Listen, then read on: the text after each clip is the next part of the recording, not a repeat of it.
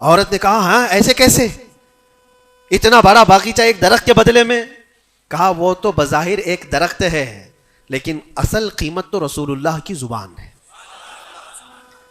کہا اللہ کے نبی نے کیا فرمایا؟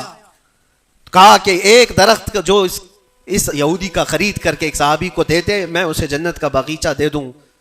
ابو دہدہ نے جیسے یہ سنایا تو ام دہدہ کہتی ہیں ابو دہدہ تم نے کبھی میرا یقین نہیں توڑا، آج میں یہ کہتی ہوں یہ باغیچہ ہی کیا، حضور سے پوچھتے ہم سب بھی بکنے کو تیار ہیں۔ اللہ کے نبی صلی اللہ تعالی علیہ وسلم کی ذات پر یہ یقین کامل تھا، انہیں دنیا بیچ میں کبھی روک نہ سکی۔ ہمارے تو چھوٹی دکانیں ہمیں روک دیتی ہیں، ہمارے تو چھوٹے دروازے ہمیں روک دیتے ہیں۔ عزیزان گرامی وقار، اپنے مقصد حیات سے آدمی جب بھٹکتا ہے تو کون سی چیزیں جو اسے اٹریکٹ کرتی ہیں دنیا میں؟ یہ مال دولت۔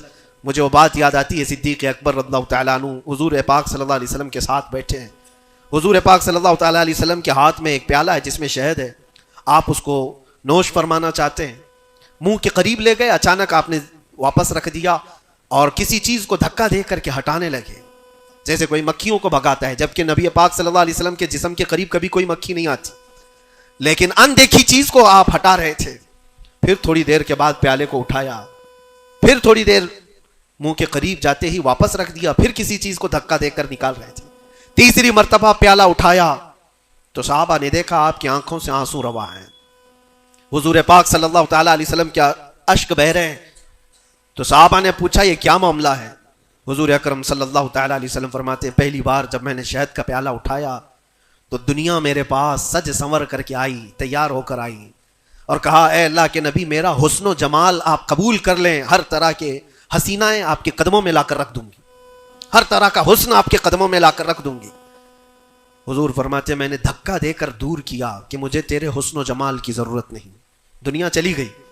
دوسری بار جب میں نے پیالہ اٹھایا تو دنیا پھر آئی میرے پاس اور پورے زر و جواہرات اور دولت کے انبار لے کر دنیا نے کہا اے اللہ کے نبی یہ قبول کر لیں، آپ کے قدموں میں سونے کے محلات اور جواہرات سجا دیے جائیں گے۔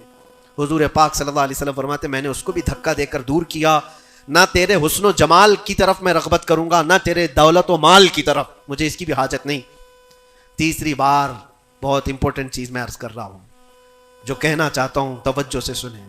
حضور پاک فرماتے ہیں تیسری بار دنیا میرے پاس آئی اور کہا اے اللہ کے نبی آپ نے میرے حسن و جمال کو بھی نہیں قبول کیا، دولت و مال کو بھی نہیں قبول کیا، مجھے دھکا دے کر دور کیا، لیکن ایک بات ہے آپ کے بعد آپ کی امت ایسا نہیں کر سکے گی، وہ دولت و مال اور حسن و جمال کی طرف بھاگے گی اور آپ کو چھوڑ دے گی۔ حضور فرماتے ہیں جب میں نے یہ بات سنی